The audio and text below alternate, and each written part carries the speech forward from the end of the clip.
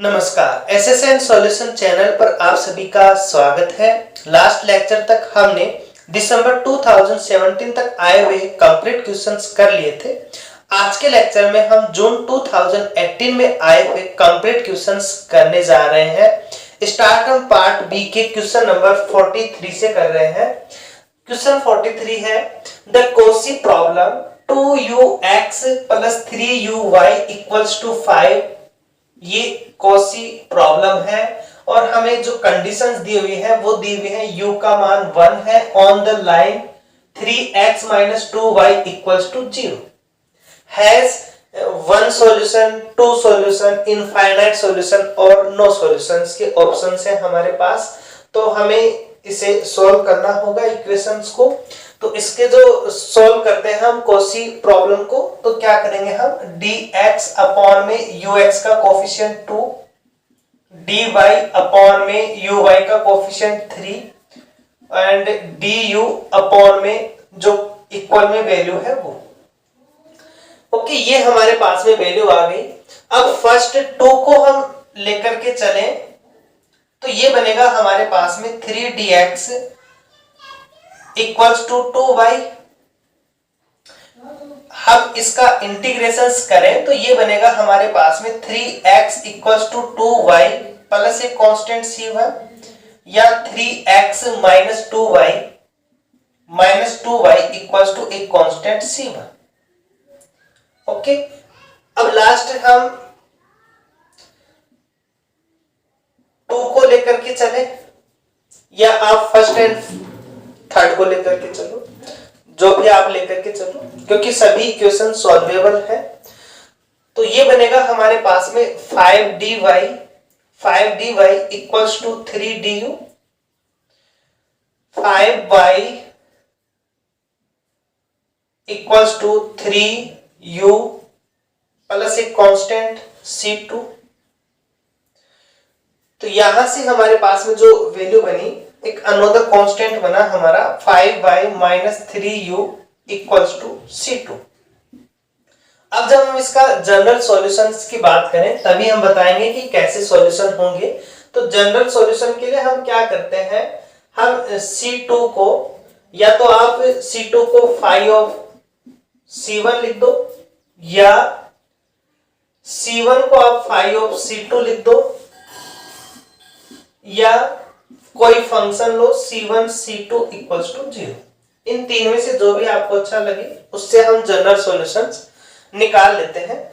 तो यहां जो हमारे पास में वैल्यू है, हम क्या कर रहे हैं, हम कर रहे हैं c2 = phi of c1।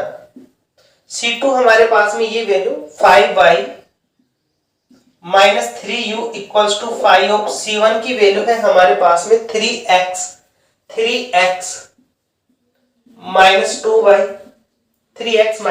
2y। अब यदि हम इसे पैरामेट्रिक इक्वेशन में कन्वर्ट करें तो x की वैल्यू हम t लें तो y की वैल्यू क्या बनेगी, यहां से y की वैल्यू बनेगी 3t/2 एंड u की वैल्यू क्या है हमारे पास में 1। ये वैल्यू हम यहां पुट अप करें तो हमारे पास में क्या इक्वेशन बनेगी, 5y की वैल्यू है हमारे पास में 3t/2 - 3 = 5। x की वैल्यू है हमारे पास में t एंड y की वैल्यू है तो ये 0 बन जाएगा। दैट मीन्स हमारे पास एक कांस्टेंट फंक्शन आना चाहिए phi of 0 रखेंगे हम। तो यहां हम देख रहे हैं तो हमारे पास में 15/2t - 3 = phi of 0 आ रहा है, जो कि एक कांस्टेंट फंक्शन नहीं है। यहां 0 है, दैट मीन्स एक कांस्टेंट फंक्शन होना चाहिए, जबकि यहां क्या आ रहा है, t का फंक्शन आ रहा है। दैट मीन्स ये पॉसिबल नहीं है, दैट मीन्स ये पॉसिबल नहीं है। तो ये पॉसिबल क्यों है, जब हम इसका सॉल्यूशन मान के चल रहे हैं, दैट मीन्स इसका कोई भी सॉल्यूशन नहीं होगा। तो ऑप्शन फर्स्ट एग्जैक्टली 1 सॉल्यूशन नहीं होगा, 2 भी नहीं होंगे, इनफाइनाइट में तो होंगे ही नहीं। तो ऑप्शन 4। ओके, क्वेश्चन 43 का जो राइट आंसर है वो हमारा ऑप्शन 4 होगा। नेक्स्ट क्वेश्चन हमारा पार्ट बी का ही है, क्वेश्चन नंबर 44।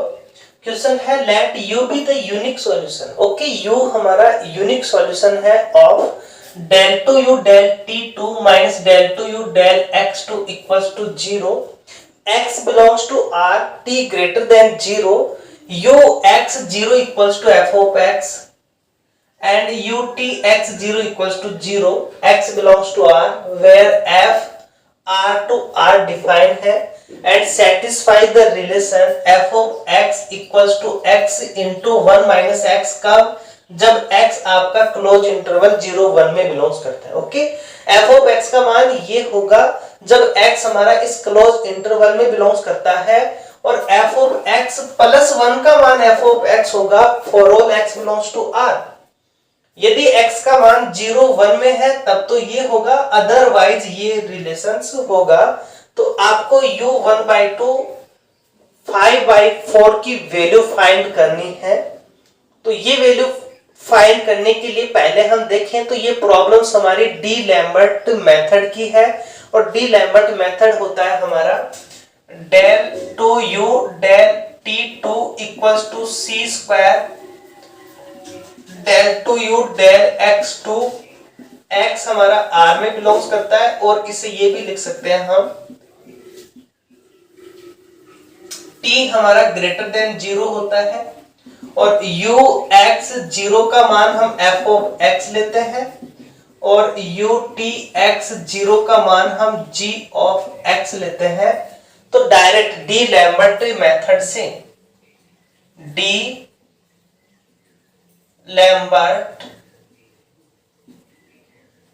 मेथड, ओके, तो बाय डी लैम्बर्ट मेथड क्या होगा, u x t का जो मान होगा वो होगा हमारा 1/2 f of x plus C T plus f of x minus C T plus 1/2 c x minus C T x plus C T g xi d xi। ये होगा हमारे पास में डी लैम्बर्ट मेथड। यहां हम कंपेयर करें तो c की वैल्यू यहां 1 है, c की वैल्यू 1 है, f of x हमारा f of x है और g of x का मान 0 है। ओके, ये वैल्यू हम यहां पुट अप करें तो u x t equals to बनेगा हमारे पास में 1/2 f of x plus t f of x minus t। Okay, ये g हमारा 0 है, दैट मीन्स 0 का हम एक फिक्स इंटीग्रेशन करें तो 0 बनेगा हमारे पास में। तो हमारे पास में u x t की वैल्यू आ गई है, u x t की हमारे पास में वैल्यू ये आ गई।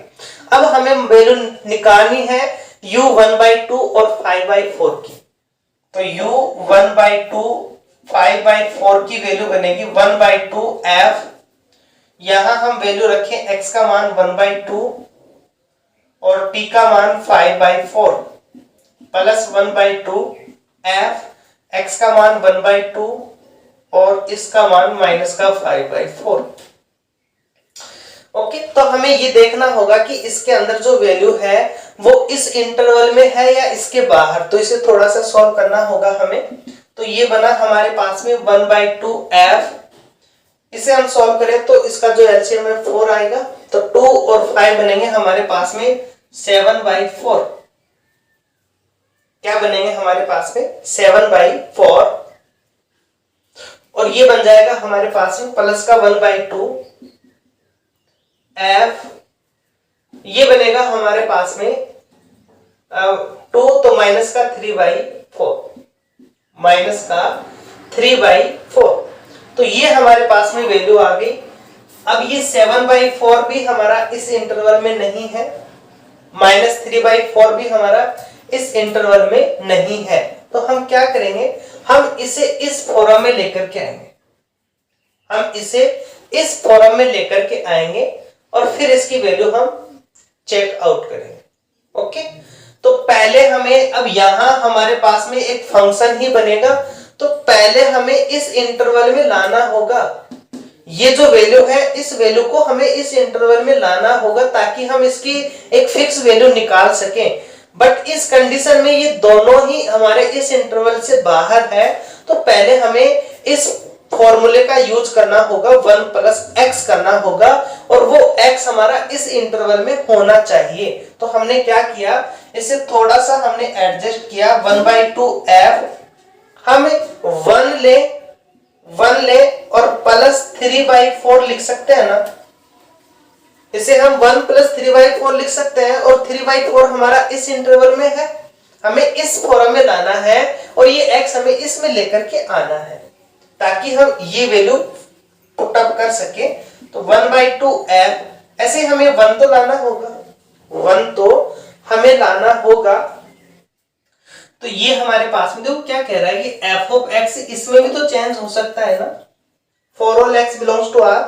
तो यहां से हम इस कंडीशन में नहीं ला रहे, x 1 प्लस वाला नेगेटिव है, लेकिन हम इसको तो इस फॉर्म में लिख सकते हैं ना। तो ये बनेगा हमारा 1 माइनस 3/4। आप इसे ऐसे लिख सकते हो, 1 प्लस क्या है x का मान माइनस 3/4। ओके, इससे हम ये बना रहे हैं फॉर ऑल x का मान यदि r में है, x का मान r में है इस इंटरवल, तो हमारे पास में f ऑफ x का मान हम ये लिख सकते हैं। तो इसका मान हमने ये लिखा ताकि जो वैल्यू आए वो वैल्यू हमारा इस इंटरवल में आ जाए। तो ये बनेगा 1/2f, ये 1 प्लस x का मान हम x लिख सकते हैं, तो f 3/4 बन जाएगा। 1/2f, इसे हम सॉल्व करेंगे तो 1/4। अब 3/4 1/4 दोनों हमारे इस इंटरवल में है, तो ये फॉर्मूला हम यूज में लेंगे। तो ये 1/2 हम कॉमन ले लेंगे, ये है हमारा x, तो 3/4 इंटू 1 माइनस एक्स, तो 1 माइनस 3/4 प्लस 1/4 1 माइनस 1/4। ओके, हमने ये फॉर्मूला यूज में ले लिया x इंटू 1 माइनस एक्स का। तो ये हमारे पास में वैल्यू बनी, 1/2 कॉमन है, ये बना हमारे पास में 1/4। ओके, 1/4 और ये 3 तो 3/16 बन जाएगा, प्लस यहां करेंगे तो ये 3/4 होगा, ये बनेगा हमारा 3/16, 6/16 होगा, कैंसिल होगा तो 3/16। तो इसका जो आंसर आएगा वो हमारा 3/16 होगा। Option first wrong, second wrong, 4 wrong and third option हमारा राइट हो जाएगा। ओके, तो क्वेश्चन 44 का जो राइट आंसर है वो ऑप्शन थर्ड होगा। नेक्स्ट क्वेश्चन पार्ट सी का है, question 94। If uxt is the solution of del u del t del 2u del x2, condition x की है 0 to 1, t greater than 0, u x 0 equals to 1 plus x plus sin pi x cos pi x, u 0 t equals to 1, u 1 t equals to 2। then okay, हमारे पास सब कुछ ठीक था, but यहाँ जो condition है वो 1 और 2 दी हुई है। यदि यहाँ ये 0 0 वैल्यू दिया हुआ होता तो हम जो प्रीवियस में इस टाइप की प्रॉब्लम से उसे हमने सॉल्व किया था, उसी टेक्निक से हम डायरेक्ट इसे सॉल्व कर सकते थे। बट यहाँ 1 एंड 2 वैल्यू दी हुई है हमें, तो इसे हम उस टेक्निक से सॉल्व नहीं कर सकते। इसके लिए हम जनरल मेथड से इसे सॉल्व करेंगे। और जनरल मेथड कौन सा है हमारा, वेरिएबल्स आर सेपरेबल। ओके, तो वेरिएबल्स आर सेपरेबल मेथड हम यहाँ यूज करेंगे और इसे सॉल्व करेंगे, तो हम इजीली इसे समझ पाएंगे इस प्रॉब्लम्स को। तो हमने यहाँ देखो u किसका फंक्शन है, u फंक्शन है हमारा t का और x का, तो इसे हम क्या लिख सकते हैं, uxt। ये हमारा फंक्शन है, t का तो हमने इस प्रकार से लिखा और x का तो हमने इस प्रकार से लिख दिया। अब यहाँ यदि हम ये वैल्यू पुट अप करते हैं तो हमारे पास में क्या वैल्यू बनेगी, देखो u तो हमारा 2 वेरिएबल्स का है, तो ये तो पार्शियल में डेल आएगा, लेकिन t और x केवल एक ही वेरिएबल्स का है, तो इसमें d आएगा। इसमें क्या आएगा, d आएगा, डिफरेंशिएशन करेंगे तब। तो हमारे पास जो वैल्यू है डेल u डेल t, इसका t के रेस्पेक्ट में करेंगे तो x तो हमारा कांस्टेंट रहेगा, और ये बनेगा हमारा dt अपॉन में dt अपॉन में dt equals to del 2u del x2, तो ये हमारा t कांस्टेंट रहेगा और ये बन जाएगा हमारा d2x अपॉन में dx2। ओके, ये हमने यहां वैल्यू रख दी। अब ये हमारे पास में कंडीशन है, हम इसे सेपरेट करें तो ये बनेगा हमारे पास में 1/t dt अपॉन में dt equals to 1/x d2x upon में dx स्क्वायर, और इक्वल में हम क्या मान लेते हैं, माइनस का n स्क्वायर मान लेते हैं इसके इक्वल में। ये इसकी प्रोसेस होती है वेरिएबल्स आर सेपरेबल मेथड की। हमें जो भी फंक्शंस हैं उन फंक्शंस का मानेंगे, डिफरेंशिएशन करेंगे तो यहाँ कैपिटल में कन्वर्ट हो जाएगा ये टोटल डिफरेंशिएशन में, और इस प्रकार से हम एडजस्ट करके इक्वल में माइनस n स्क्वायर मान लेते हैं। अब फर्स्ट और थर्ड को यदि हम लेते हैं तो ये बनेगा हमारे पास में dt अपॉन में dt equals to minus n square t। इसे हम सॉल्व करें तो t की वैल्यू आई हमारे पास में एक कांस्टेंट c1 e की power minus n square t। Okay, ये इसके नीचे आएगा, लॉग में कन्वर्ट होगा, सॉल्व करेंगे तो ये हमारे पास में t का मान आएगा, और ये जो बनेगा हमारे पास में ये बनेगा d2x अपॉन में dx square plus n square x equals to 0, और ये हम जानते हैं साइन और कोस में कन्वर्ट होगा, तो ये बनेगा हमारे पास में x का मान c2 sine nx plus c3 cos nx।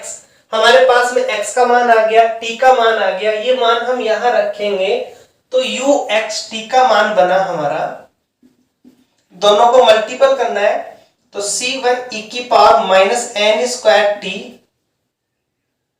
c2 sine nx c3 cos nx, multiple करें इस कांस्टेंट को तो ये बनेगा हमारे पास में e की power minus n square t, इसे लिख सकते हैं हम a sine nx plus b cos nx। अब इसे हम सॉल्व करें तो हमारे पास में इसे लिख सकते हैं हम uxt इक्वल्स टू e की power minus n square t a sine nx plus b e की power minus n square t cos nx। ये हमारे पास में वैल्यू आ गई uxt की। हमें कंडीशंस दी हुई है, u01 इक्वल्स टू u0t का मान 1, u1t का मान 2 एंड ux0 की वैल्यू ये। ओके, तो यहां हम t की वैल्यू 0 रखें तो हमारे पास में ये वैल्यू बनेगी, दैट मीन्स इसका जो मान है वो 1 plus x plus sine pi x cos pi x, कब, जब t का मान हमारा क्या है 0।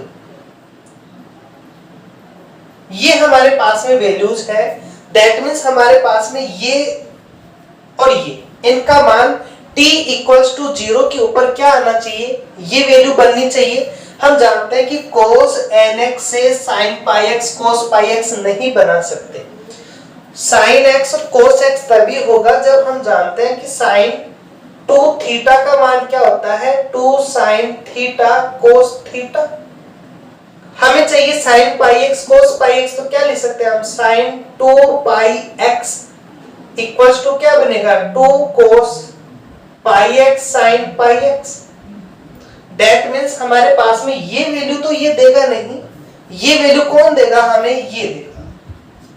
t का मान हम 0 रख रहे हैं, e की power minus n square t का मान 1 हो जाएगा। इसका जो मान है वो ये बन रहा है हमारे पास में, और यहां देखो इसका मान क्या आ रहा है, a क्या है कांस्टेंट है, तो इसकी जो वैल्यूज है हमारे पास में इसका कोफिशिएंट 1 आ रहा है, इसका मतलब a का मान वो मान होगा जो इस 2 को कैंसिल करे, जो इस 2 को कैंसिल करें, दैट मीन्स हमारे पास में a की वैल्यू 1/2 और यहां से हम n का मान क्या रख दें 2 पाई, n की वैल्यू 2 पाई रख दें, तो हमारे पास में इस कंडीशंस की t इक्वल्स टू 0 पर ये वैल्यू बन जाएगी। बची हुई जो वैल्यू है हमारी वो b e की power minus n square t cos n x limit t tends to 0 पर, इसका मान क्या आ गया हमारा बचा हुआ मान 1 प्लस x। इसका जो मान है वो ये आ गया हमारे पास में, और इस वैल्यू से हमने कंपेयर करके a की वैल्यू 1/2 और n की वैल्यू 2 पाई हमने फाइंड कर ली। अब हमारे पास में नेक्स्ट कंडीशन है u0t का मान 1। देखो यहां से ये वैल्यू है, अब हमारे पास में जो कंडीशन है साइन क्या है हमारे पास में 2 पाई, तो यदि हम x का मान यहां 0 रखेंगे तो साइन 0 का मान तो 0 होगा। ये जो वैल्यू होगी इसी पे डिफाइन करेगा इसका मान हमारा इसी पे डिफाइन करेगा। तो हमारे पास में uxt का मान क्या बना, uxt का मान बना a का मान 1/2 e की पावर n का मान 2 पाई, तो माइनस का 4 pi square t sine n की value 2 pi x plus b e की पावर माइनस का 4 pi square t cos 2 pi x। ये हमारे पास में uxt की वैल्यू आ गई। अब इस कंडीशंस का हम यूज लें, x का मान 0, t का मान t, तो x का मान जैसे हम 0 रखेंगे ये 0 बनेगा, यहाँ t का मान हम 1 रखेंगे तो क्या वैल्यू आ रही है हमारे पास में, इंप्लाइज करके b e की पावर माइनस का 4 पाई स्क्वायर, यहाँ 0 रखेंगे तो इसका मान 1 होगा, इक्वल्स टू u0t का मान क्या है हमारे पास में 1।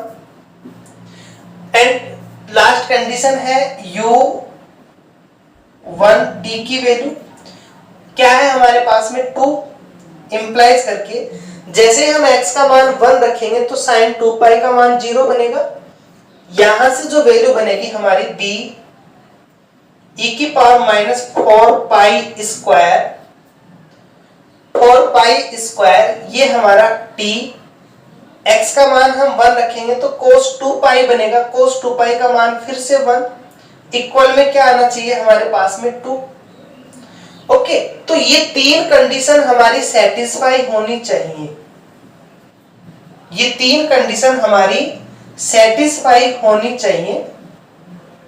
तो ये 3 कंडीशन हमारी सेटिस्फाई, देखो यदि b e की पावर माइनस 4 पाई स्क्वायर का मान यदि हम 1 रखते हैं, यदि इसका मान हम 1 रखते हैं तो ये इसे सेटिस्फाई नहीं करेगा, इसका मतलब इसका मान 1 नहीं है, और ये कह रहा है कि इसकी वैल्यू हमारे पास में 1 प्लस x है। तो यदि हम इसकी कंप्लीट की वैल्यू ही 1 प्लस x रख दें, यदि हम इस कंप्लीट की वैल्यू 1 प्लस x लें तो हमारे पास ये तीनों ही ऑप्शन हमारे राइट होंगे, ये भी इसे सेटिस्फाई कर रहा है। और यदि हम x का मान 0 रखें तो ये हमारे पास में क्या बन गया 1, यहां हमारे पास में b e की power minus n square t है, इसका मान क्या आ गया हमारे पास में 1 आ गया। यदि हम x का मान 0 की वैल्यू 1 आ गई, यदि x की वैल्यू हम 1 रखते हैं तो 1 प्लस 1 हमारा 2 बन गया, और यहां हम x का मान 1 रखेंगे तो ये हमारा फिर से 1, और b e की power minus n square t का मान 2 आ गया। दैट मीन्स हमारे पास में इस कंप्लीट का मान क्या है 1 प्लस x, जो इसे भी सेटिस्फाई कर रहा है, इसे भी सेटिस्फाई कर रहा है, इसे भी सेटिस्फाई कर रहा है, और ये वैल्यू हमारी इस कंडीशंस को सेटिस्फाई कर रही है 1/2 e की power minus 4 pi square t sin 2 pi x। That means हमारे पास uxt की फाइनल वैल्यू क्या आई, हमारे पास uxt की फाइनल वैल्यू मिली हमें uxt इक्वल्स टू यहां से 1/2 e की पावर माइनस का 4 pi square t sign 2 pi x plus इसका जो सेकंड पार्ट है उसका कंप्लीट मान क्या है हमारा 1 प्लस एक्स, 1 प्लस एक्स। अब ये वैल्यू हमारी सभी कंडीशंस को सेटिस्फाई कर रही है। अब यहां से हमारे पास में जो ऑप्शंस है, फर्स्ट ऑप्शंस कह रहा है हमें u 1/2 1/4 की वैल्यू, हम x की वैल्यू 1/2, t की वैल्यू 1/4 रखें तो 1/2 e की पावर देखो यहां 1/2 रखेंगे हम तो sin पाई बनेगा तो 0 बन जाएगा, 1/2 पे 0। यहां हम x का मान 1/2 रखेंगे तो ये बनेगा हमारे पास में 1 प्लस 1/2 3/2 जो कि राइट है, तो ऑप्शन फर्स्ट हमारा राइट होगा। नेक्स्ट ऑप्शंस की हम बात करें, ऑप्शन सेकंड u 1/2 1/2, फिर से 1/2 है तो ये तो हमारा 0 बन गया। यहां जो हम वैल्यू रखेंगे 1 प्लस 1/2 वो ही 3/2 आएगा यहां पर भी।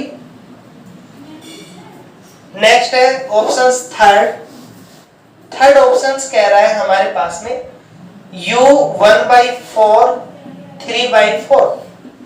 जैसे ही हम x की वैल्यू 1/4 रखेंगे यहां तो ये π/2 बनेगा, π/2 पे मान 1 होगा तो 1/2 e की पावर -4 पाई स्क्वायर और t का मान क्या है 3/4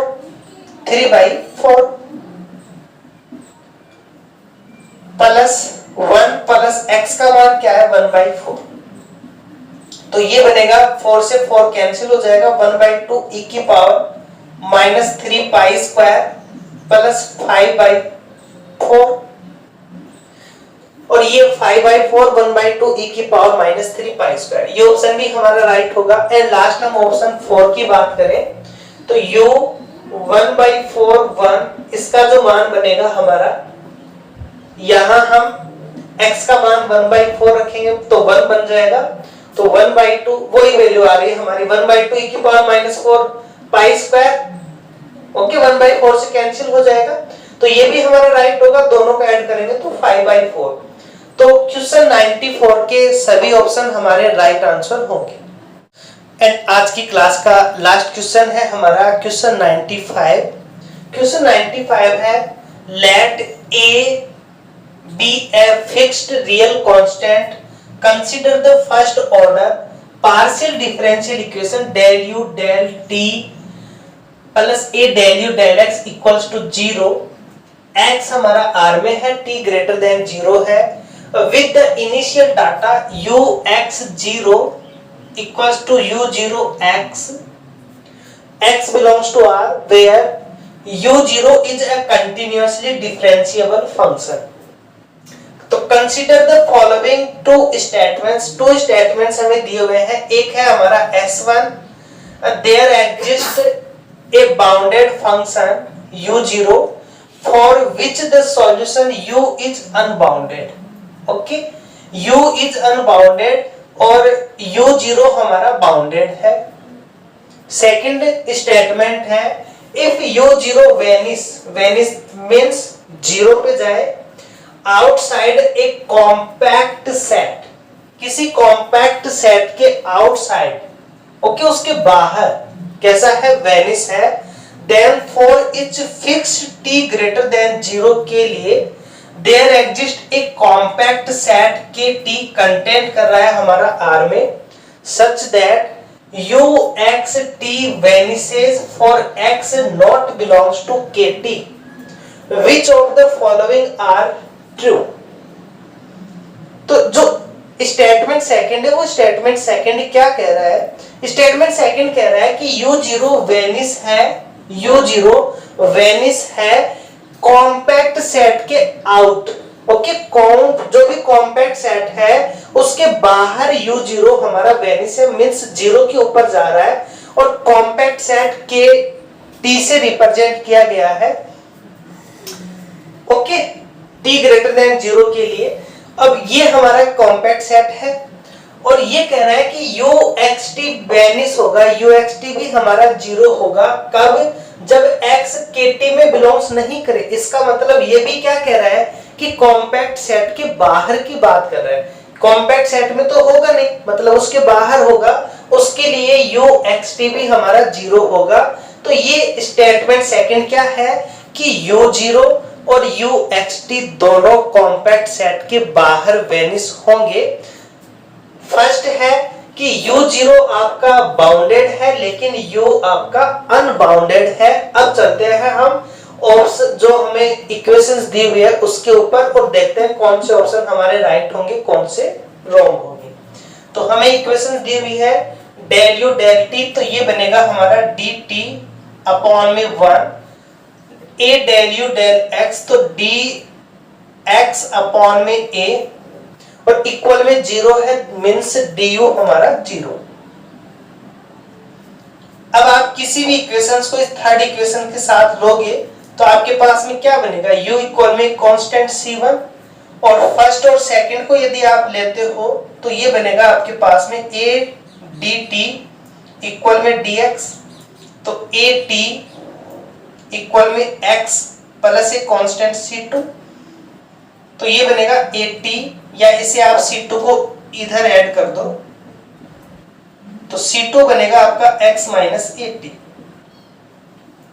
हम इसके जनरल सॉल्यूशंस की बात करें तो जनरल सॉल्यूशंस क्या होगा हमारा, c1 इक्वल्स टू 5c2 लिख दो या c2 इक्वल्स टू 5c1 लिख दो या f c1 इक्वल्स टू 0 लिख दो। तो यहाँ u का मान c1 पे आ रहा है तो हम ये अप्लाई कर रहे हैं। तो c1 का मान u इक्वल्स टू 5, c2 का मान है हमारा x माइनस 8। x minus 8। अब हमें कंडीशंस दी हुई है तो ये u किसका फंक्शन होगा, u x और t का फंक्शन हो जाएगा। हमें कंडीशंस दी हुई है u x0 की वैल्यू u0 x, तो जैसे हम t का मान 0 रखें तो u x0 ये बनेगा phi of x, that means phi of x का मान क्या आ रहा है हमारा, और u x0 को क्या कह रहा है ये u0x। इसका मतलब जो phi है phi u0 में कन्वर्ट हो रहा है, वैल्यू हमारी वैल्यू में आ रही है। तो uxt का मान क्या हुआ हमारे पास u0 x minus 80, u0 x minus 80। इसका मतलब u और u0 हमारे इक्वल है, u और u0 हमारे इक्वल आ रहे हैं। यहाँ xt का फंक्शन है, ये हमारे xt का फंक्शन है। अब ये कह रहा है कि u0 हमारा बाउंडेड है, इसका मतलब u0 बाउंडेड है, that means u0 x minus 80 इसका जो मॉड होगा वो लेस एंड इक्वल किसी के से होगा। तो जब इसकी राइट हैंड साइड हमारी बाउंडेड है तो लेफ्ट हैंड साइड भी तो बाउंडेड होगी। ऐसा तो है नहीं कि राइट हैंड साइड बाउंडेड हो जाए और लेफ्ट हैंड साइड हमारी इंफिनिटी पे चली जाए, इम्पॉसिबल है। दैट मींस S1 जो स्टेटमेंट है वो हमारा रॉन्ग स्टेटमेंट है। तो ऑप्शंस में देखते हैं हम, S1 इज ट्रू, ये हमारा रॉन्ग होगा क्योंकि S1 रॉन्ग है। S1 इज ट्रू, ये भी हमारा रॉन्ग होगा। S1 is false, okay, S1 is false. तो थर्ड और फोर्थ पे हम चलते हैं। ऑप्शन सेकंड क्या कह रहा है, ये स्टेटमेंट सेकंड कि u और u0 दोनों कॉम्पैक्ट सेट के बाहर वेनिश है। तो दिख रहा है हमें u और u0 इक्वल है, दैट मींस यदि किसी कॉम्पैक्ट सेट के बाहर u0 वेनिश हो रहा है तो u भी वेनिश होगा, u भी वेनिश होगा, इक्वल में आ रहा है। दैट मींस ऑप्शन ये जो स्टेटमेंट सेकंड है ये हमारा ट्रू है। तो ये कह रहा है कि S2 इज आल्सो ट्रू, ये तो हमने रॉन्ग कर ही दिया S1 से। S1 is false and S2 is true, okay, ये दोनों के लिए सही है। S1 is false and S2 is also false, ये हमारा रॉन्ग होगा। क्यों? क्योंकि S2 क्या है हमारा, S2 हमारा इस ऑप्शन ये जो स्टेटमेंट है ये राइट है। ये यदि कॉम्पैक्ट सेट के बाहर 0 जा रहा है तो ये भी 0 जाएगा। तो इसका जो राइट आंसर होगा वो हमारा ऑप्शन थर्ड होगा। ओके, तो ये थे हमारे जून 2018 में आए हुए कंप्लीट क्वेश्चंस। नेक्स्ट लेक्चर में हम दिसंबर 2018 में आए हुए क्वेश्चंस लेकर के आएंगे। Okay, thank you for watching.